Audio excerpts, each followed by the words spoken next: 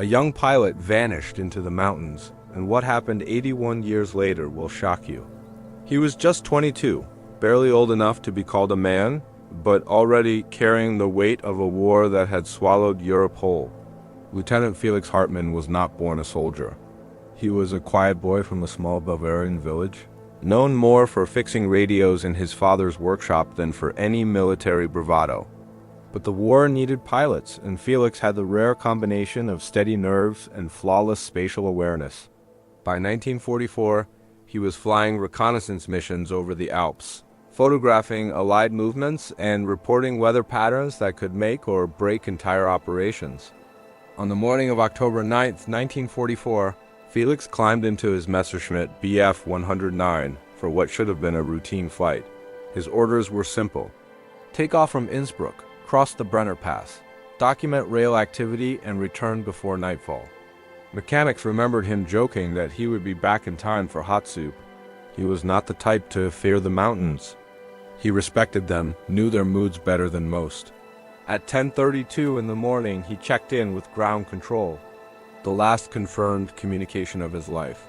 Visibility decreasing, adjusting altitude, he reported. His voice was steady, unhurried. Nothing out of the ordinary. Minutes later, a faint transmission crackled through the static. Unfinished, interrupted, almost swallowed by the storm building above the peaks. Then, nothing. No more radio contact, no mayday call, no debris spotted along his flight path. The tracking equipment of that era was crude, incapable of pinpointing an exact location. Still, they searched. Infantry patrols swept the valleys. Alpine units combed ridgelines. Villagers were questioned. No trace of him or his aircraft was ever found. The mountains had taken him in and offered nothing back. As weeks bled into months and the war's front lines collapsed, Felix's name was quietly added to a growing list of the missing. His mother kept his letters in a box under her bed. His father told neighbors that one day the snow would melt and the truth would appear. But the Alps remained silent, and the young pilot faded into history. A ghost preserved in cold air and unanswered questions. Felix's final mission should have been simple. But the mountains have a way of turning simple into deadly. The weather that day was already shifting when he took off. Thin clouds curling around the jagged peaks like warning signs. Reports from nearby stations mentioned unpredictable winds, sudden downdrafts, and fog thick enough to swallow an entire aircraft. Still, reconnaissance could not wait. Supplies were running low on the Italian front, and command needed updated information on Allied convoys crossing mountain rail lines. Felix flew north to south, threading his Messerschmitt through narrow valleys where even seasoned pilots hesitated to go. At first, everything followed the plan. Clean skies, stable altitude, steady readings. But the Alps are notorious for fast-moving storms, and within minutes the weather turned on him. Visibility dropped. Wind slammed against his wings. The temperature plummeted so quickly his cockpit canopy frosted at the edges. Later analysis suggested that a violent pressure system formed right above Brenner Pass that morning, an atmospheric trap that could disorient even the most experienced flyer. But weather was not the only danger. Allied P-47 Thunderbolts had been sighted earlier, patrolling deep into German-held airspace. Some pilots swore they heard distant engine noise during Felix's last radio check. Others insisted no enemy fighters were in the area at all. To this day, nobody knows the truth. In those final minutes, Felix tried climbing above the storm, but the updrafts were too strong. Then he dipped lower, attempting to follow a valley floor, but his instruments had begun to glitch. Magnetic interference, battle damage, no one could say. Witnesses in a remote Italian hamlet claimed they heard an aircraft sputtering overhead, then a muffled boom somewhere high in the clouds. Others dismissed it as thunder. Theories multiplied. Did Felix misjudge his altitude in the whiteout? Was he shot down by Allied guns? Did a mechanical failure send him spiraling into the glacier fields? The war ended before anyone could investigate properly. His final flight became a riddle buried under 40 feet of ice. A riddle that would remain untouched for 81 years, waiting for the world to catch up to the storm that swallowed him whole. Back in the small Bavarian village where Felix had grown up, the news of his disappearance arrived not with a knock on the door, but with a thin envelope marked "Vermisst," missing. His mother, Marta Hartmann, read the letter once, twice, then folded it so neatly it looked untouched. She refused to believe it. "Mothers know when a child is gone," she said, and she felt no such silence in her bones. She kept his room exactly as he left it. The model airplane still dangling from fishing line over his bed, his flight manual stacked on the desk, and his favorite wool coat hanging by the door, ready for winter. Every night she lit a candle beside his photograph. Every morning she opened his window, letting the cold mountain air sweep through as if her son might walk through the front gate at any moment. His father, Wilhelm, wrote letter after letter to military offices in Berlin, Innsbruck, and Munich, requesting updates, coordinates, crash reports, anything that could anchor the story to something real. Most replies were polite apologies. Some were curt dismissals. Others never arrived at all, swallowed up by the chaos of a collapsing regime. Still, he kept writing. He needed the truth the way others needed food. Over the years, the family clung to rumors like lifelines. A farmer in Tyrol claimed he saw a German aircraft flame out above a ridge. A shepherd swore he heard metal groaning on a glacier late at night. Villagers spoke in hushed voices of a wreck buried so deep in snow that no one could reach it. Someone even insisted they found a tail fin half buried in ice, but when the snow melted, nothing was revealed. Each rumor brought hope, then disappointment, then a deeper ache. When the war ended, missing soldiers began returning home, one by one, thin, tired men emerging like ghosts into sunlight. Each time word reached the Hartmanns, Marta hurried to the station, convinced Felix might be among them. He never was.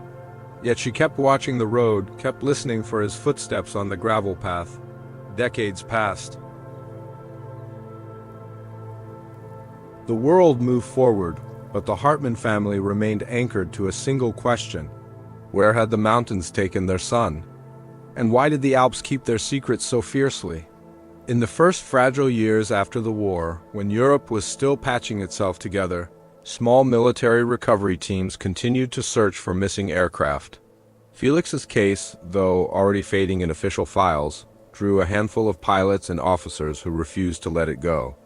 They hiked through rocky passes with incomplete maps, studied flight logs scribbled in pencil, and interviewed anyone who claimed to have seen or heard something unusual in the autumn of 1944. Every rumored crash site became a destination. A steep ravine shadowed by cliffs. A glacier field said to swallow entire huts in winter. A high-altitude lake where locals reported strange reflections beneath the surface. But the Alps were indifferent to their efforts. Snowfields shifted like living things, erasing footprints within minutes. Avalanches sealed off valleys that had been open weeks earlier. Fog poured into canyons without warning, swallowing entire search teams in a matter of seconds. Even seasoned mountaineers admitted the terrain felt cursed, beautiful but unforgiving. By 1947, a small Luftwaffe recovery squad attempted an aerial search using surplus Allied planes. They traced Felix's possible route from Innsbruck to the Brenner Pass, scanning every ridgeline for metallic glints. Nothing, not even a scrap of aluminum.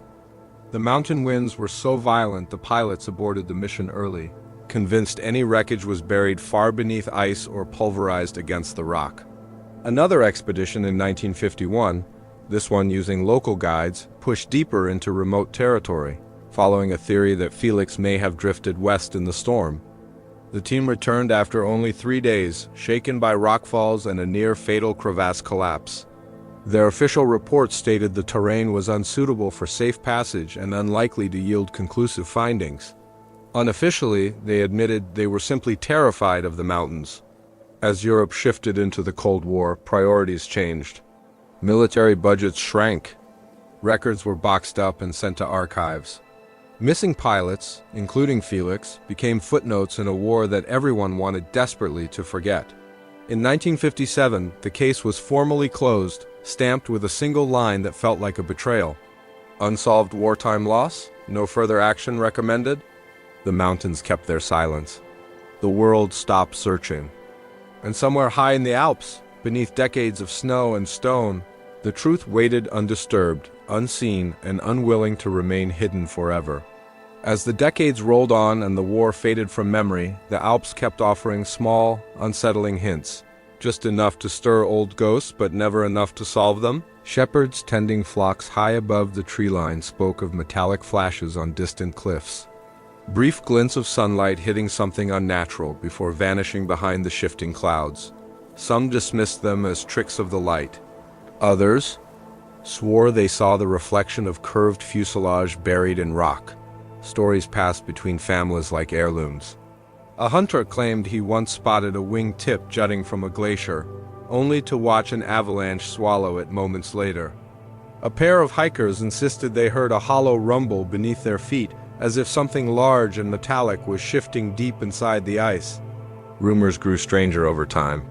Old men in mountain taverns spoke of an iron bird trapped beneath frozen layers, its pilot still seated inside, preserved as perfectly as the day he vanished. Children dared each other to climb into forbidden valleys, where they said the wind carried faint echoes of an engine that had not run since the war. Tourists heard these tales and laughed them off, chalking them up to the folklore that thrives in remote places. But locals knew better. They had seen the storms that come without warning, felt the mountains tremble when ice cracked open like thunder. Some believed there truly was a plane entombed somewhere in the high peaks, one the Alps were not ready to give back. Every so often, a mountaineering team would return claiming they found twisted metal on a ski slope or fragments of painted steel half buried in meltwater. But when searchers arrived the following season, the evidence was gone, hidden again by snowfall or rock slides. By the 1980s, the legend had crystallized into something almost sacred. A downed Luftwaffe aircraft, frozen in time, waiting for the right moment or the right melt to reveal itself. People spoke of it in hushed tones, half believing, half doubting, but always returning to the same question. If the mountains truly swallowed a plane whole, how long until they decided to let it go? No one expected the answer would come more than 80 years after Felix Hartmann vanished into the storm. The summer of 2025 was hotter than any recorded in the region.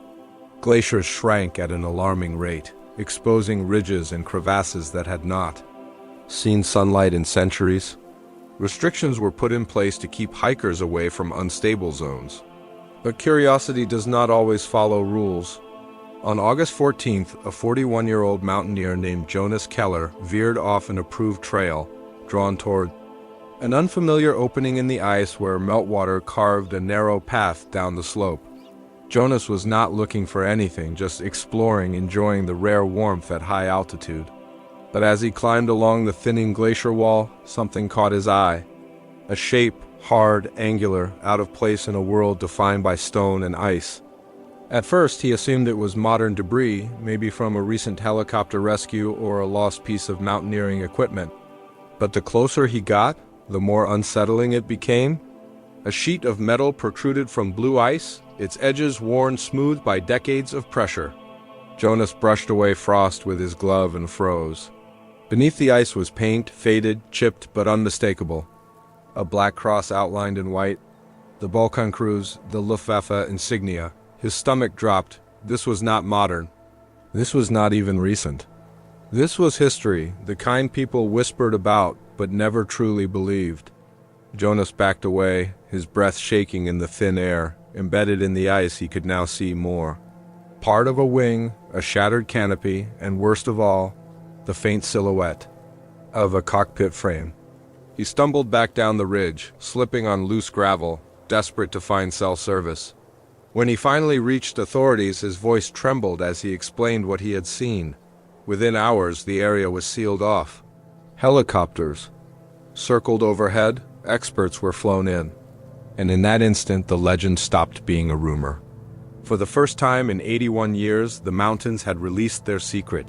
Felix Hartmann's aircraft had been found. Within 48 hours of Jonas Keller's report, a specialized alpine recovery team assembled. Glaciologists, military historians, and high-altitude rescue experts all converging on the forbidden slope. The climb was brutal. The heat wave had destabilized entire sections of ice, turning the glacier into a maze of slush pits and shifting crevasses. Every footstep had to be tested, every rope doubly secured. The mountains were angrier than anyone had ever seen them before. Expert climbers who had spent decades in these peaks said they had never witnessed the Alps behave this way. After climbing for 6 brutal hours, the recovery team finally arrived. At the spot Jonas had marked on the map. What they saw next took their breath away and sent chills down their spines. A shattered wing from a World War II fighter plane stuck out from a massive wall of ice, frozen solid like an ancient artifact trapped in stone. Water from the melting glacier dripped slowly across the metal joints holding it together. The faded Black Cross symbol was hard to see, but definitely there. As workers began chipping away the loose ice around it, they realized just how big this discovery really was. This plane had not just fallen from the sky and crashed. The mountain had eaten it alive. The Messerschmitt fighter sat wedged deep inside a tight crack in the glacier, squeezed hard between 2 giant rock walls. Most of the body was still in one piece, bent and twisted, but you could still tell what it was. The engine sat buried halfway. In the ice, the metal crushed and warped from the violent impact. One blade from the propeller had snapped completely off and was stuck several meters up the ice wall like a spear thrown by a giant. Then something happened that shook even the toughest members of the recovery crew. Down near the bottom part of the cockpit, crushed flat like paper under the massive weight of the glacier, a boot was sticking out from the wreckage. The leather was cracked and frozen, completely stiff. The thread holding it together was still almost perfect. At first, everyone thought it might be debris left behind by some other hiker who had been here before. But as they carefully removed more ice, the horrible truth became clear. That boot was still attached to a rusted metal pedal used to control the plane. Nobody on the team said a single word. There was nothing to say. After 81 long years, the mountain had not just given back a crashed plane. It had given back the final frozen moment of a young pilot who disappeared into a storm and never came home. Everything changed in an instant. The crash site became a crime scene that needed careful handling. Workers put up tents, spread out their tools, and started the slow, delicate work of removing pieces of the cockpit without destroying any clues the ice had protected for so long. News traveled fast. Reporters rushed to the base camp at the bottom of the mountain. Family members of soldiers who went missing during the war started calling local officials asking questions. For the first time since 1944, the mystery surrounding Felix Hartmann was not just another old story, rumor, or legend about a ghost. It was real, solid, and painfully heartbreaking. The mountains had finally decided to speak the truth, and now the entire world was paying attention. By the time helicopters lifted the broken plane to a research center in the valley, everyone was waiting with held breath. Historians, airplane engineers, and military experts packed into the large hangar, all of them desperate to see the aircraft that had been locked in ice for more than 80 years. Under the bright floodlights, the Messerschmitt looked both incredibly old and strangely untouched, like a piece of history frozen in time long enough to escape the passing years. The experts got to work with incredible care and precision. They documented every single piece they found. The twisted hub where the propeller attached, the crushed part that cooled the oil, the broken frame of the cockpit canopy covered in cloudy frost. But everyone was really waiting for one specific thing, the identification number on the plane. Carved faintly near the back tail section, almost completely worn away after years of being crushed under ice, were the serial numbers, one historian carefully traced the faded digits with his gloved fingers, brushing away the ice until the numbers became readable. It matched perfectly. Work number 146,229. The exact same aircraft Felix Hartmann was flying the day he vanished without a trace. When they confirmed the match, emotion swept through everyone in that room. Researchers pulled out old boxes that had been sealed shut for generations. Inside were wartime documents, flight records, ancient telegrams, reports from the battlefield. All the old paperwork that once officially declared Felix as missing was now being dusted off and looked at again with fresh eyes. A case that had been frozen and forgotten for decades was suddenly burning hot with new life. Forensic scientists studied scraps of fabric, proving they came from official Luftwaffe pilot gear. They looked at patterns in the damaged metal and figured out the engine quit working while he was still in the air, probably because enemy bullets hit him or the crazy pressure inside the storm broke something critical. They even found part of a flight map tucked behind the control panel, its edges stiff from the cold, but the ink marks still visible enough to read. His route on that map matched his military orders exactly. Fly across Brenner Pass, make a circle, get back before the sun went down. He had followed every instruction perfectly. The most heartbreaking thing they discovered was hidden inside a small storage pocket near the cockpit. A personal bag that every pilot carried, its contents perfectly preserved by the ice. Inside were 2 folded letters, the ink smeared but still readable enough to understand. One letter was written to his mother, the other to his father. As the team carefully translated the delicate pages, the entire room went silent. These were not official military papers or flight instructions. These were goodbye letters written a few days before his last mission, just in case he never made it home. Felix knew how dangerous it was. He felt the fear sitting heavy on his chest. Now finally, after all these years, his voice was speaking to the world again. With the plane officially identified, the disappearance of Lieutenant Felix Hartmann was not a mystery anymore. It was a complete story finally coming out of the cold, ready to be shared after spending 81 years buried beneath the ice, as investigators dug deeper into the evidence.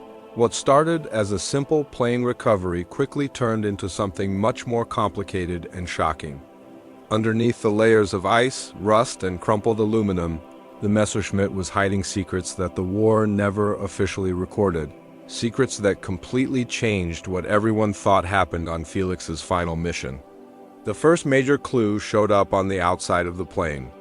When technicians carefully removed the bent and damaged panels, they found a very specific pattern of holes. Small, perfectly round punctures that went completely through both sides of the aircraft. These were not caused by flying debris or broken pieces of metal. These were bullet holes, and they were not from German weapons. These holes came from Allied .50 caliber bullets, the exact type used on American P-47 Thunderbolt fighter planes. If those bullets hit the Messerschmitt, it meant Felix did not just fly into a bad storm by himself. He flew straight into a fight that nobody ever knew happened. Then came the analysis of the engine.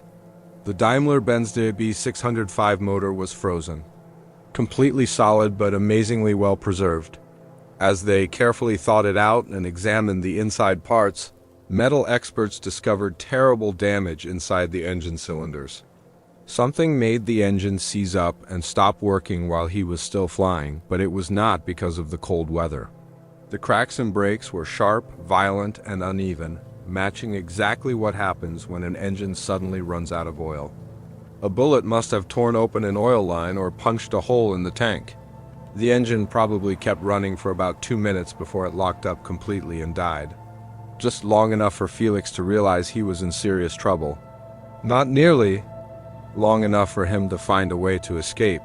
But the most important discovery came from a waterproof bag hidden behind a damaged panel near where the pilot sat. Inside was Felix's personal flight logbook, the pages stiff and frozen but still completely intact. Written in neat, careful handwriting were detailed notes about everything. Changes in altitude, estimates about wind speed, notes about what he saw during reconnaissance. Everything looked totally normal until they reached the very last page.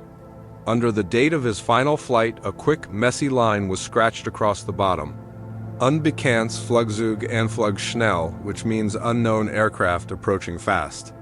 It was the only sentence Felix ever wrote that broke the official rules for how flight logs should be kept, his very last words ever recorded. When you put all the evidence together, it told a story the military either missed completely or deliberately hid. Felix Hartmann did not disappear because of bad weather and a terrible storm. He was attacked, shot at, and forced to crash into the mountains. His disappearance was not just bad luck or an accident. It was an actual battle that time erased, ice sealed away, and only now was revealed when the world finally became ready to see the truth. With bullet damage proven and engine failure confirmed, investigators started putting together what Felix's last few minutes must have been like, step by painful step. Once the oil line ruptured, the DB605 engine would have cried in strain, heat rising fast, pistons scraping harshly as the propeller slowed. Felix, trained for emergencies but trapped inside blinding weather, would have been battling the aircraft as much as the storm itself. Instrument readings would turn useless. Wind shear would smash him sideways without warning. When the engine finally locked, he became a glider pilot sealed inside a steel coffin. Yet panic did not take control. The aircraft's final path later, rebuilt from impact scars, showed intent and control. He aimed for the only level surface available, a narrow glacier shelf locked between two granite walls. He came close. The Messerschmitt struck a rock edge, twisted violently, then slammed nose first into the ice. But the crash did not kill him instantly. That fact stunned the recovery team. Survival equipment had been removed from storage. A flare gun was gone. A thermal blanket lay unfolded. Footprints, faint and warped by melt, trailed away from the wreck, suggesting he climbed out. Hurt but alive, searching for help, he survived long enough to move. He survived long enough to believe. 400 meters downhill, beneath churned ice and debris, searchers uncovered scattered remains and torn fragments of Luftwaffe-issued cloth. DNA testing confirmed Felix. His position implied motion, slow steps toward the valley before cold or exhaustion stopped him. The mountains finished what the crash began, covering him with winter snow, then locking him inside glacial ice for decades. His final hours were not ruled by chaos but by endurance. A wounded pilot alone in frozen silence, refusing to surrender. What history listed as missing without trace was, in truth, a quiet fight for survival written into the land itself. He did not simply fall from the sky. He fought into the mountains, and fought just as hard to escape them. Returning Felix Hartmann home was more than a formal duty. It sealed a wound left open for almost 100 years. His remains were flown out of the Alps under silent escort, wrapped first not in display, but in respect. The recovery team, seasoned professionals hardened by loss, stood motionless as the aircraft lifted away. Even they felt the gravity of this case. When the plane landed in Munich, an honor guard waited. The Bundeswehr arranged a full return, a ceremony usually denied to those lost for generations.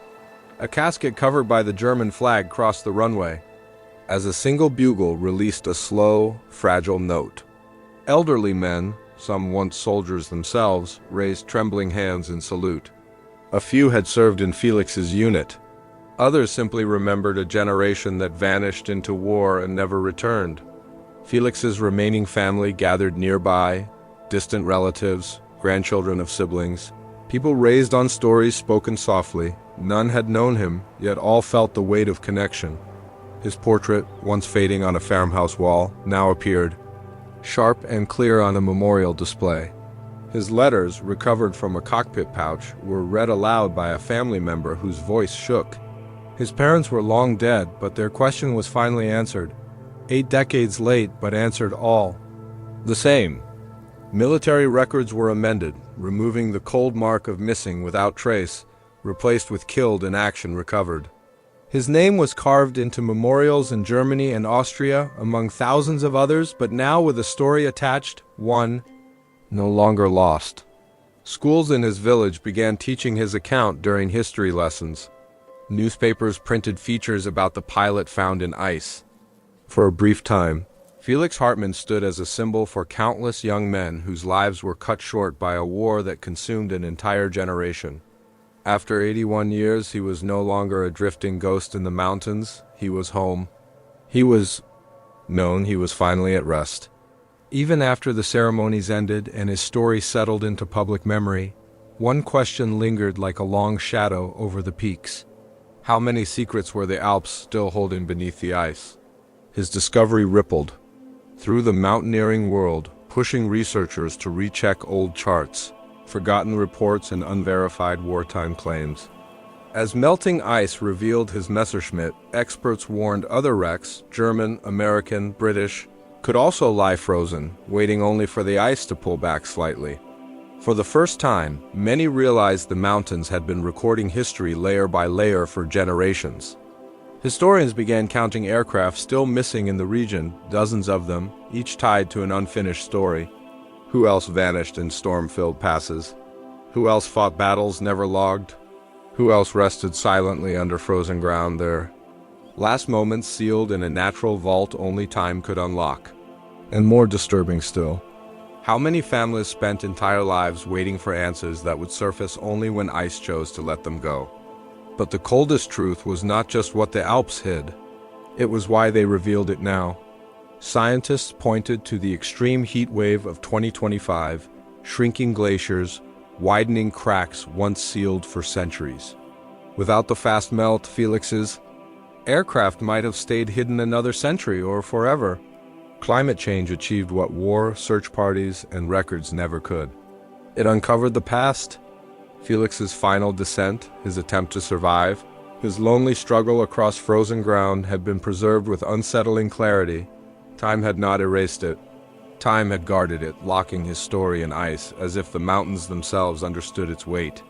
When the glacier finally opened, the truth emerged untouched.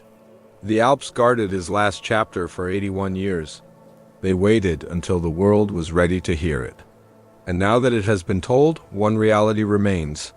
The mountains are not finished speaking. Somewhere beneath another shrinking glacier, another story is stirring, waiting for the day ice releases it. This story was brutal. But the story on the right side is even more insane.